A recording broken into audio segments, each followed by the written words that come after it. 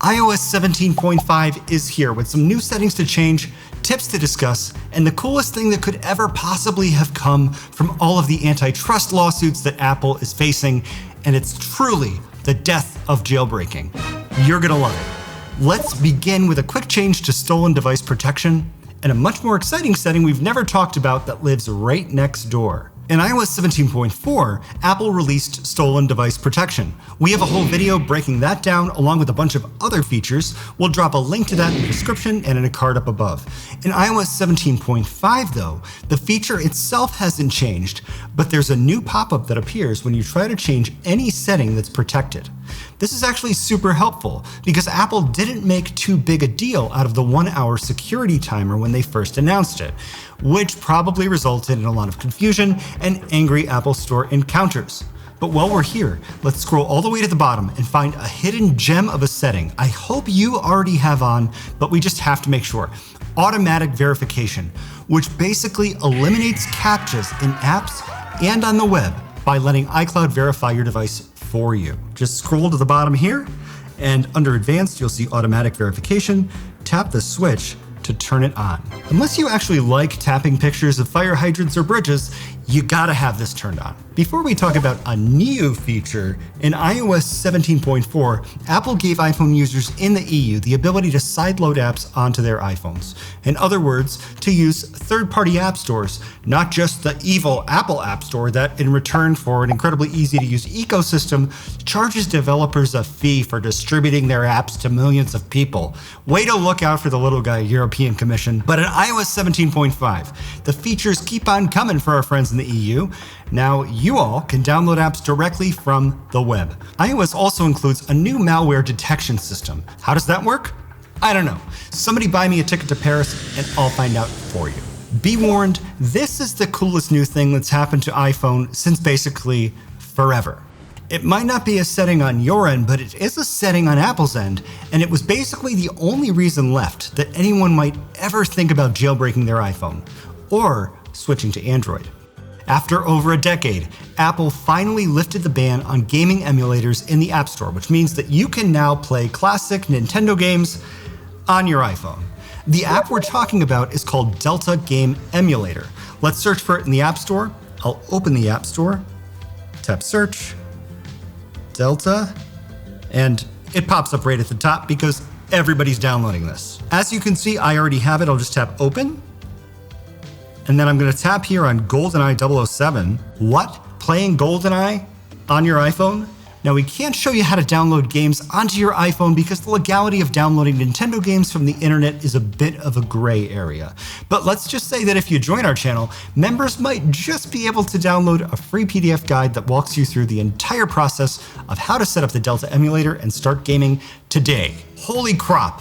We all take a lot of photos, but not every pixel is perfect. When you need to crop an image quickly, now you don't even have to go into the edit section of the Photos app. So I'll open up Photos, and I've got a little album here called Kitty of a kitty I took a picture of at the Denver Zoo. So here's one that's pretty zoomed out. All I need to do is pinch. There she is. And then tap crop in the upper right-hand corner of the screen. And I could just tap done. Now I've got a nice square image there. Now that you've mastered the quick crop, let's supercharge your photo editing skills. I'll tap back in the upper left-hand corner of the screen, and I'm gonna tap to open the very first photo. I'll tap edit in the upper right-hand corner of the screen to show you that I've actually spent some time editing this one photo. It used to look like that. Did you know if you tap on the photo, it goes back to the original for a second? That's another cool tip. Anyway, I'm gonna leave it like this because I've done all the work.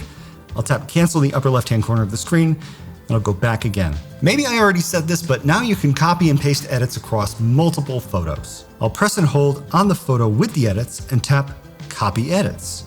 Then I could press and hold on the other photos individually, but instead I'm just gonna tap select and then select all. And then I'm gonna tap the 3 dots in the bottom right-hand corner of the screen. And I'm gonna tap paste edits. And now all of these photos look as amazing as the first one. You can kind of see them updating. It's actually a really cool trick. Check it out. So I'll tap to open this one, which I didn't spend any time on, but did I? Way better. Now all of your photos are amazing. Do you love reading the news online, but hate the overwhelming flood of ads on every website? Well, have I got a tip for you. Let's open Safari. I'll swipe up from the bottom of the screen and then tap to open Safari, and you will find me already on a local news website, the Daily Gazette. I'll tap on this article to open it. The ads are everywhere, and now I've even reached my limit of free articles, or have I? I have a solution for you that isn't about ad blockers at all, because ad blockers cut off revenue that your local paper needs. Instead, I'll tap the two small A's in the bottom left-hand corner of the screen, then I'll tap Website Settings, then I'll tap Use Reader Automatically, and tap Done.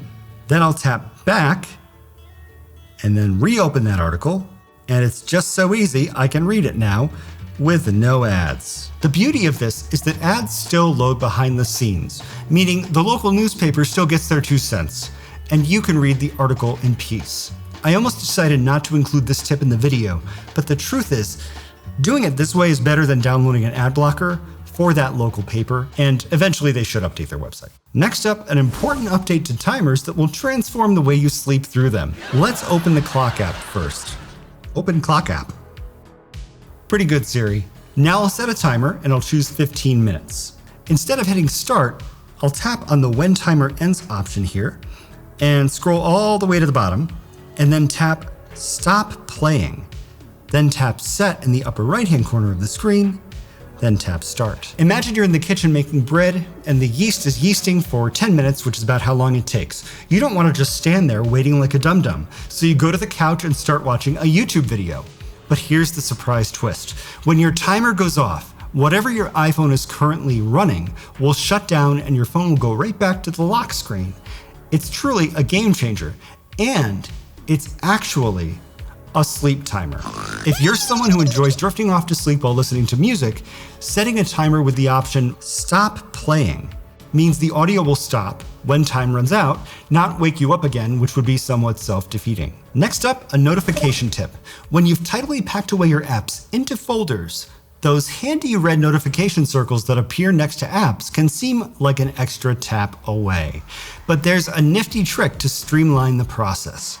Instead of tapping to open the folder and then selecting the app, just long press on the folder. Voila! You'll see the name of the app with the pending notification. Tap on it, the app will open right up, and you've saved a second of your life. It's all about making your tech work smarter, not harder. We all know how to customize the home screen, right? Press and hold anywhere in the background. The apps start to wiggle and you can drag them around the screen. But did you know that you can hide entire home screen pages? Press and hold anywhere in the background again until the apps start to wiggle, then tap these little dots at the bottom of the screen. You'll see this list of all the home pages on your phone. I'll just uncheck this one, and now when I tap done, it is hidden from view. I can press and hold again, and then press those dots at the bottom of the screen, tap the check mark to get it back, or I can tap the minus sign in the upper left-hand corner of the home screen and remove that page for good.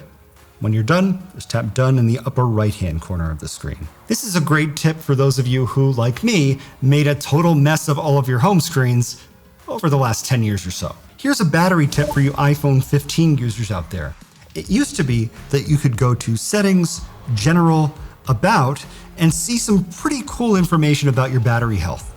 But that is no longer the case. I'll tap back in the upper left-hand corner of the screen, back again to Settings, scroll down here to Battery, tap on that, then tap Battery Health, and here's where you can see all that data. Why wasn't it here to begin with? I have no freaking clue. But Apple made the right decision, putting the battery health in the battery section of settings. Here's another feature baked right into iOS 17.5 that's been staring you right in the face. The Apple Watch face. We Apple Watch users already know how useful it is to be able to ping your misplaced iPhone right from your watch and find it anywhere in your house. But did you know that you can now ping your watch from your iPhone?